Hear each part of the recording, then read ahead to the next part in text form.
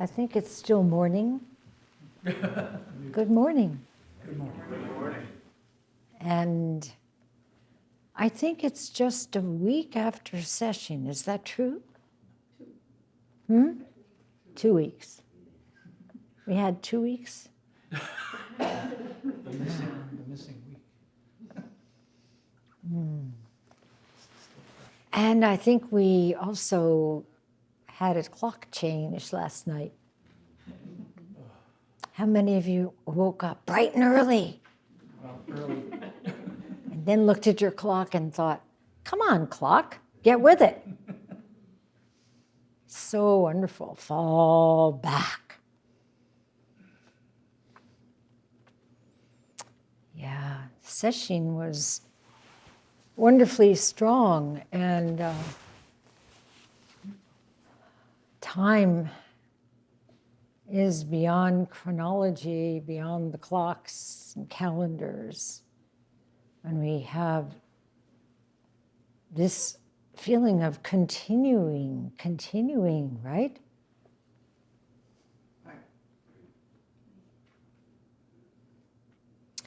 And you may think, well, I wasn't able to go to session, or, well, I was on sort of online time of session. Don't think that way. When we extend this mind, this is what happens normally and naturally. Session mind is extending to all beings everywhere, without exception. And endlessly. So we feel this continuing. And yet, I heard from a few people, I don't seem to be able to continue in my session mind. All kinds of things have happened. And I've lost my temper. And I'm feeling confused. And I don't want to be here.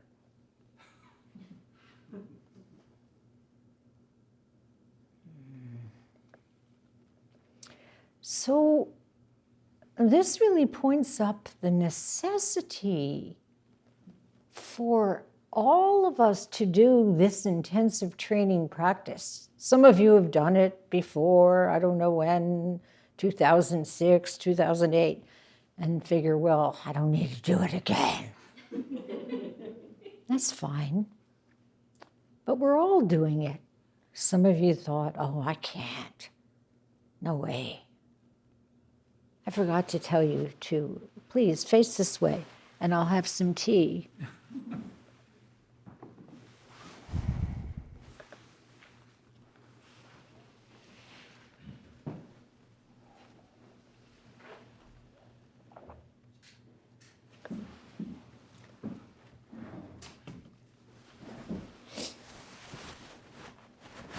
So this, whether you are formally in the intensive training program or not, it is really affecting everyone.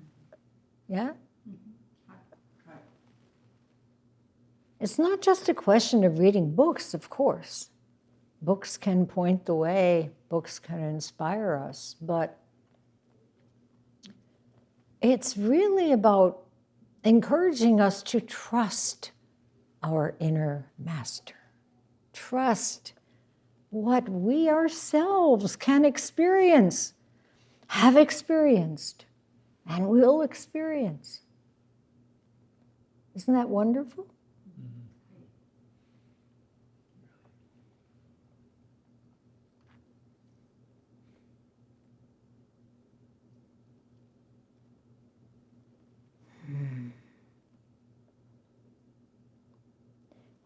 When you're feeling that things have arisen that are difficult, or that you just may not be able to summon up the strength you need to keep going in your practice, there are certain things that can help a lot.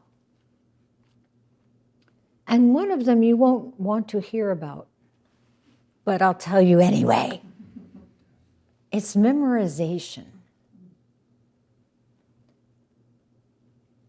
Some of you are relatively new and may need the sutra book for most of what we recite and chant in the mornings.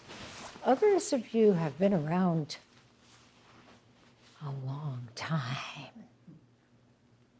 And there's no need to open your sutra book. Someone told me this at session.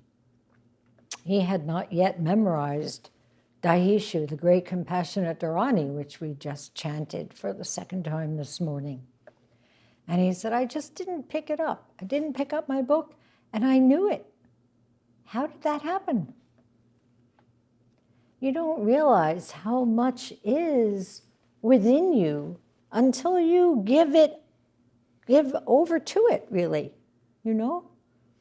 And we're all here if you forget something, and maybe we'll all forget that thing at the same time. That's okay. So rather than worrying about getting it right, drop that and offer yourselves up. That's why we chant, isn't it? We're not chanting to be right.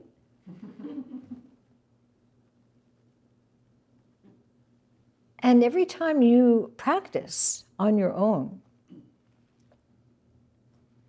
you will find that your practice, not just chanting practice, but your practice as a Dharma student will get stronger.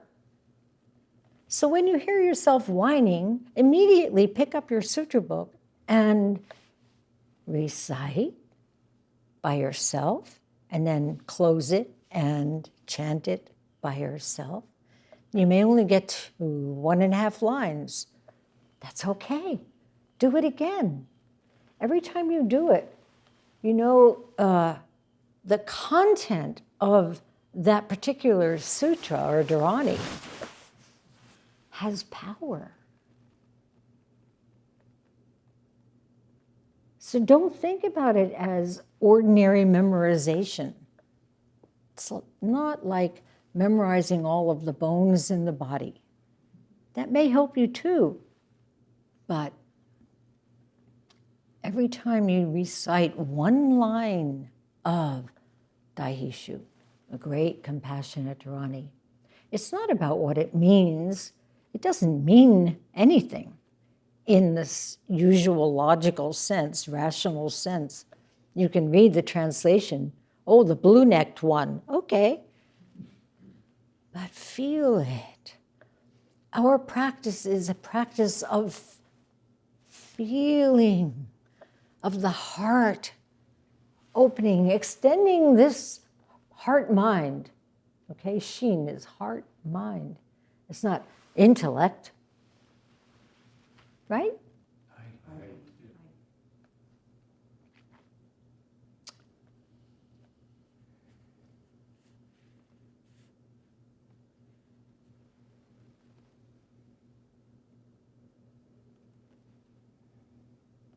Other things help too. Other things come together naturally. What I'm talking about is really on a level of deep esoteric wisdom that we all share. And lately, I don't know, for quite a while now, I've been listening to a particular track on an album that was put out by Badar Ali Khan.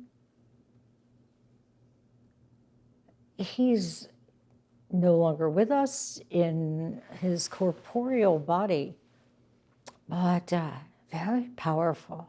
Kawali, you know Kawali. Yes. So maybe you can say a few words about this kawali as a musical invitation to join in this mind. Hi. Kawali is a communal spiritual. You have to speak loudly. Kawali is a communal spiritual gathering of like-minded individuals who welcome the present moment and the light that each individual brings into that center of gathering, to summarize it in a short way. Mm-hmm. Yeah, indeed. Here we are. And the album I've been listening to is called Lost in Kawali. Lost in Kawali. 3, his third, Lost in Kawali. And the track that I cannot remove myself from, that's a funny expression, I realize, the track that keeps on going in my mind is called Love. So maybe next time I have to talk to you, I'll play it instead. It's really something.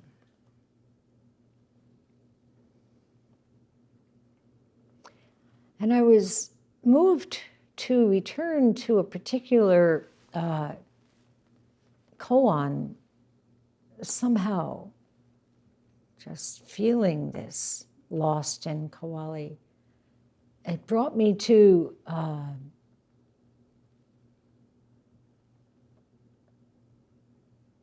Zen master, Tang Dynasty, China.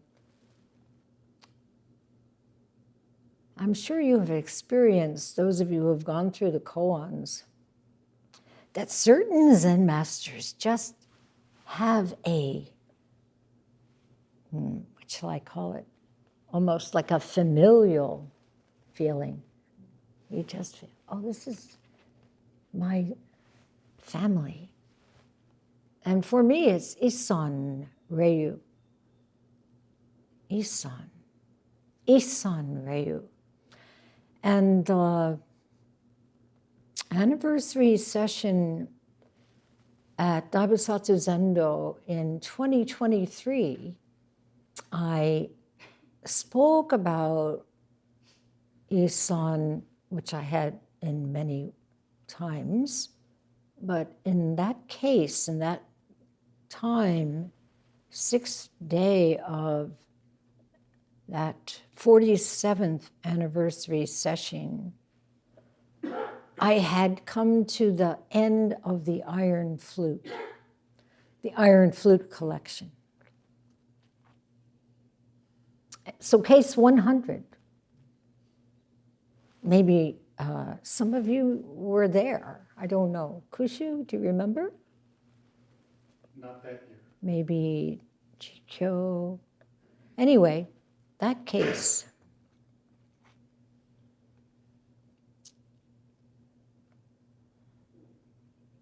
I had been doing all the cases of the Iron Flute chronologically. It took about 10 years for me to get to case 100. So session after session, starting with case 1, going through all 100 of them, I came to this one.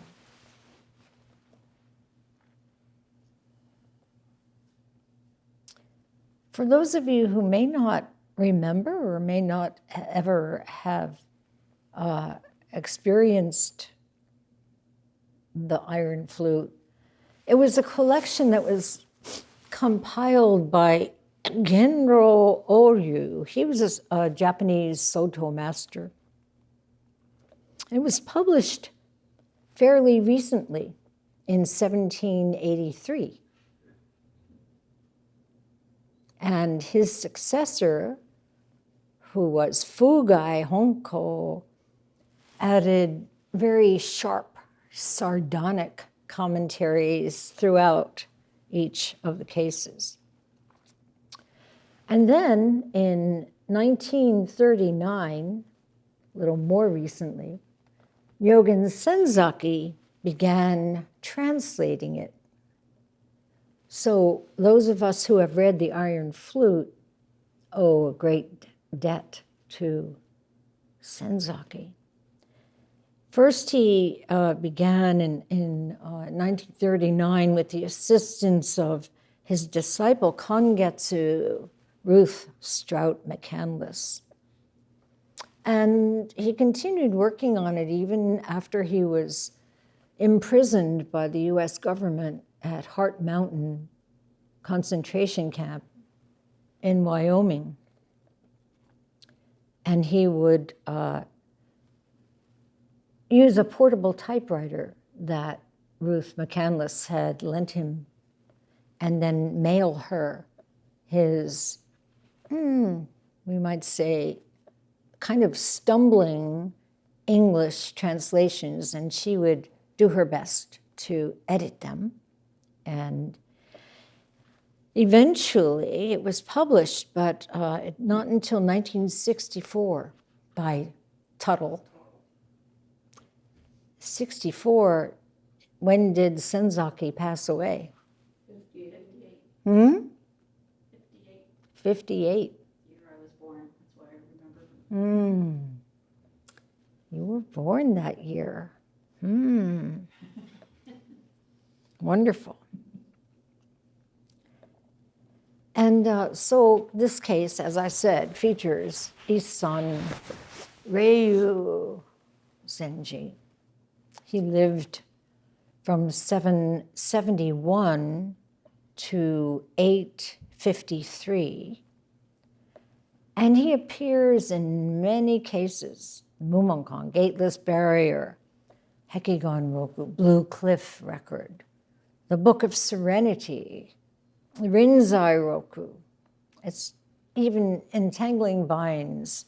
It's almost impossible not to meet up with Isan if you do investigate the koan collections, which I hope you have all been doing. This is available, okay? Whether you're working on the koans or not, you should at least become familiar with them.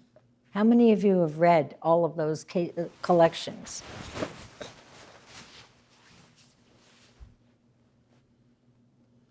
Chicho, you have. Not one of them that you mentioned. There was one. Entangling Vines. Yeah, I read that.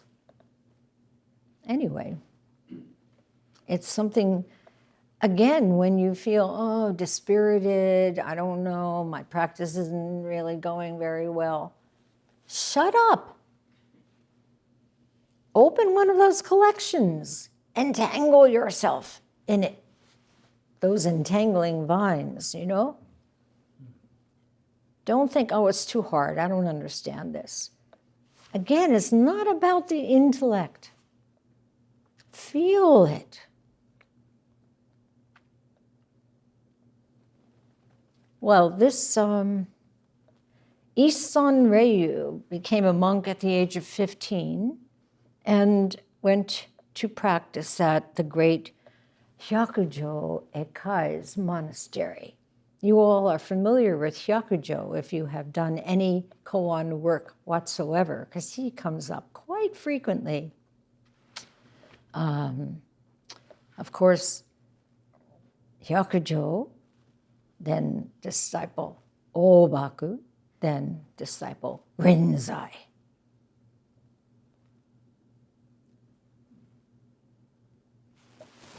So he was 22 when he went to Hyakujo. And there's a story that I think some of you are familiar with.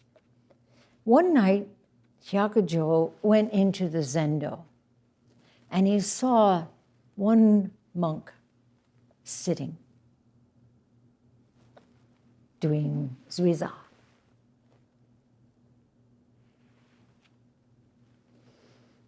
He said, "Who's there? Who are you?" "It's Ryu." Isan answered, using his name, his monk's name. Hyakujo said, "It's cold. Stir the coals in the stove to bring the fire up." Isan went over, stirred them again. And then he said, "I can't find any live embers." Again, what does this refer to for you?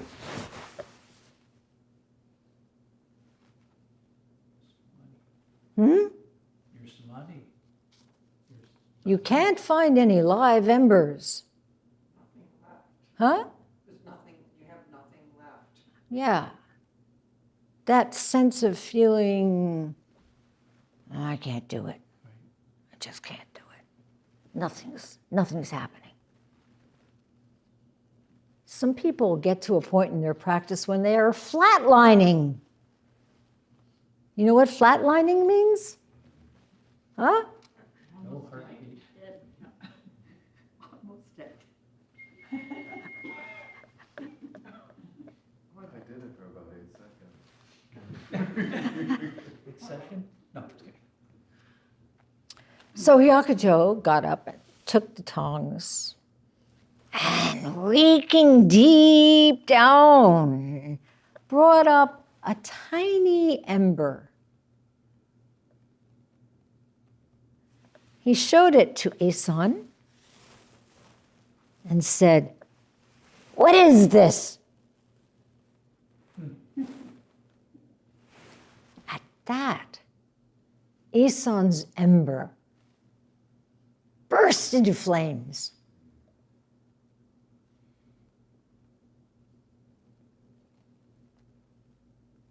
So when you feel, oh, session's over, the fire of my practice has burned low, and in fact, there's not even a live ember anywhere.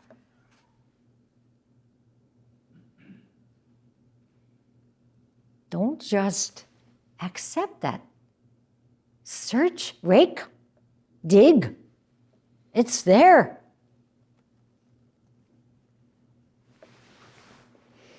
Anyway, they spent 20 years together, and Isan became one of Hyakujo's most important Dharma heirs. There is a koan most of you do know, because I keep referring to it, and many of you have worked on it, in the Mumonkan, the Gateless Barrier, Case 40. It illustrates their relationship in a wonderful way.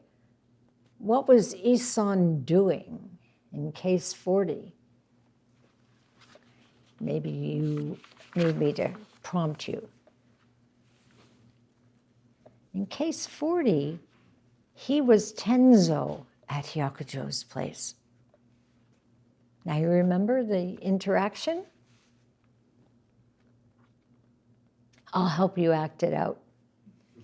One day, a soothsayer came to Hyakujo and said, "I have found a wonderful site for a new monastery. It's on Mount High." And Hyakujo thought, okay, I'll go check it out. And the soothsayer said, "No, not you. You're too scrawny. You have to find a monk to go there and become the founder of a new monastery." Okay, so Hyakujo decided he would test his monks. What did he do? Got the water jug. Yeah, he put a water jug on the ground and he said,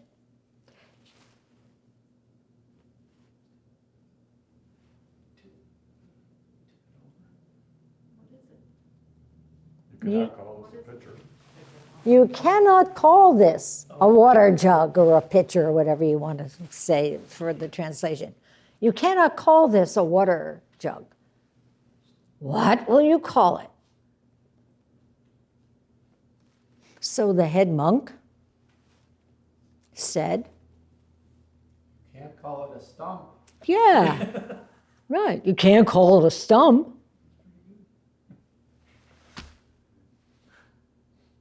What did Eson have to say? Kicked it over. He just tipped the jug over and went out. And Yagjo laughed with appreciation. And, okay, it's time for you, Isan, to take off your Tenzo's headcloth and put on the iron oak of an abbot. Get going. We have 2 Daitenzos here in the room. Imagine that.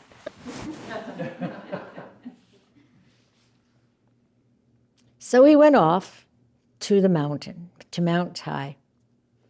And he climbed up through dense wilderness. And he sat, and he sat.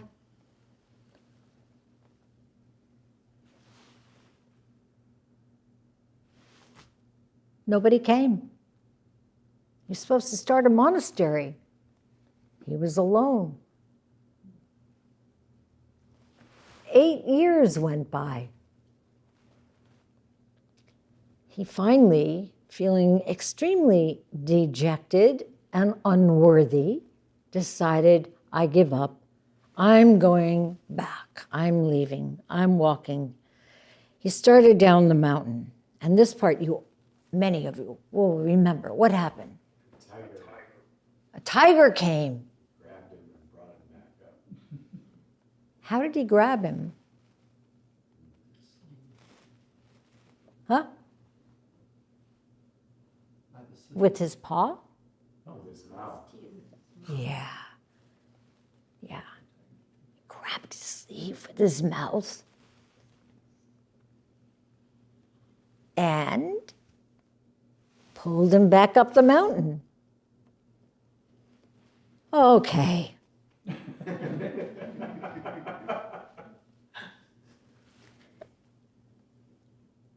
He just had to say, all right, I'll go back, I'll sit some more. Many of us have felt this way, right? I can't do it, I'll do it. How did Beckett put it?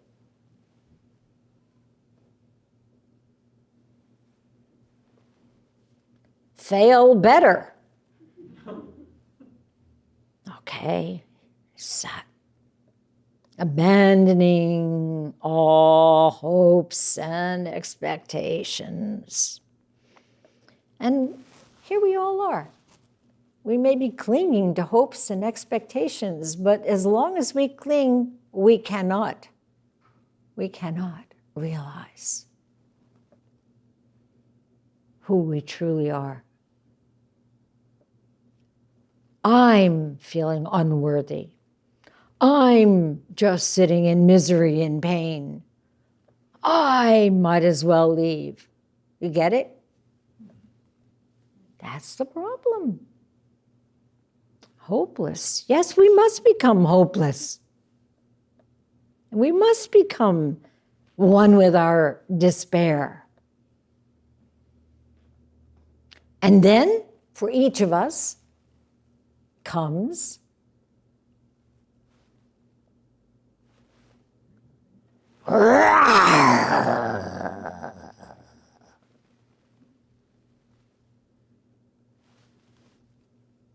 oh, my wonderful tiger.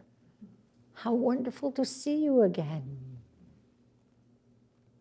So anyway, one of the monks that then came, and many came, after 3, 5, 10, 15, finally 1,000, 1,500 monks came to that place on Mount Tai. One was Kyozan Eijaku. Kyozan. And, you know, the Igyo school, I refers to Isan.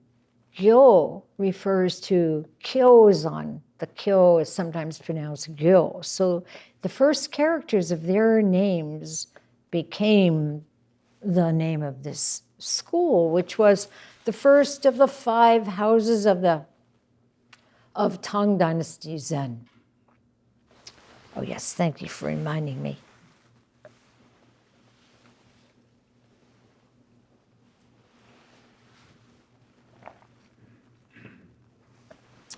And getting back to Kawali, this Igyo school was the most esoteric of all the Zen schools, all the 5 Zen schools. And it used various sacred symbols, particularly 97 sacred circles, ensos, symbols.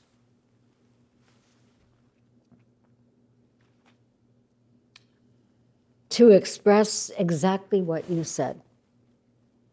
Here we all are in this mystical union, this gathering. This gathering is nothing but this.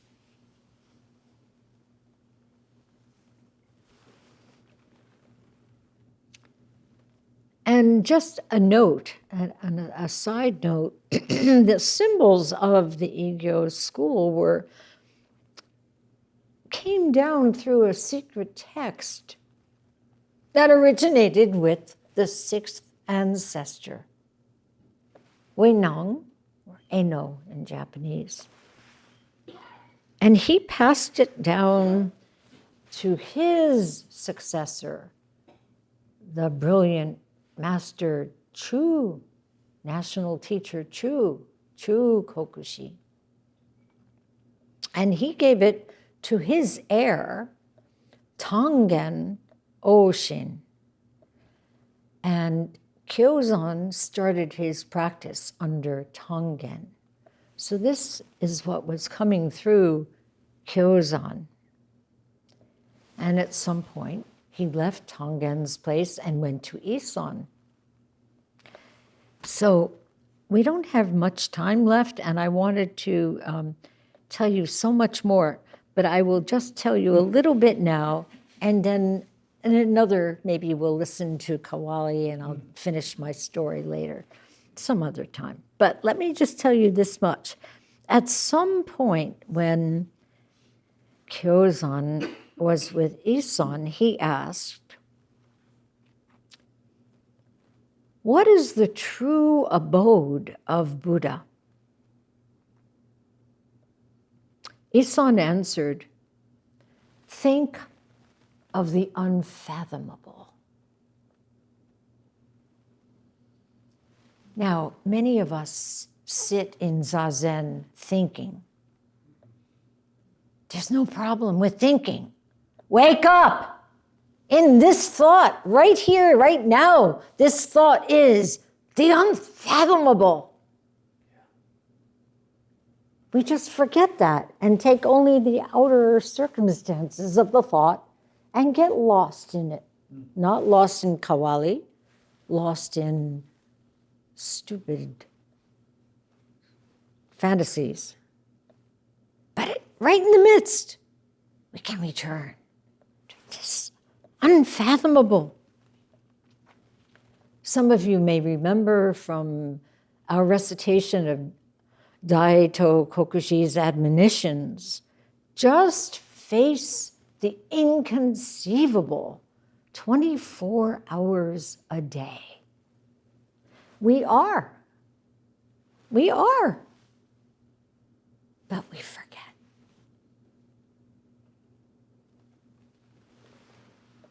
Anyway, Isan answered Kyozan, "Return your thoughts to the inexhaustible, numinous light." What is this inexhaustible, numinous light? Our true nature.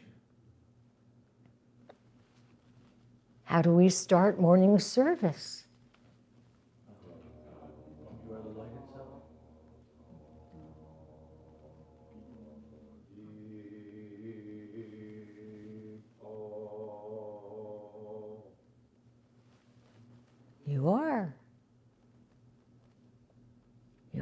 the light.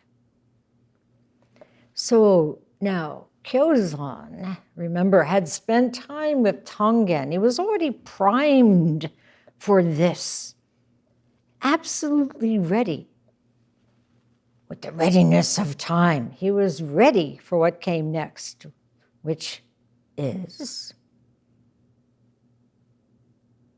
Isan said,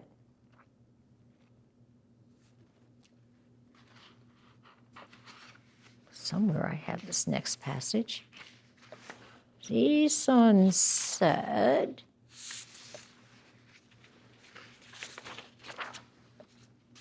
when all thoughts are exhausted, you've arrived at the source where true nature is revealed, eternally abiding.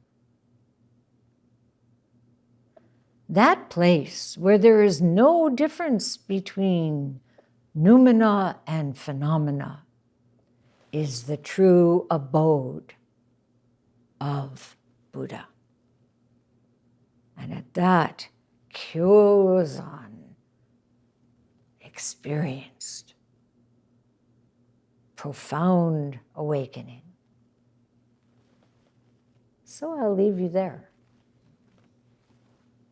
And we'll pick this up again at another time.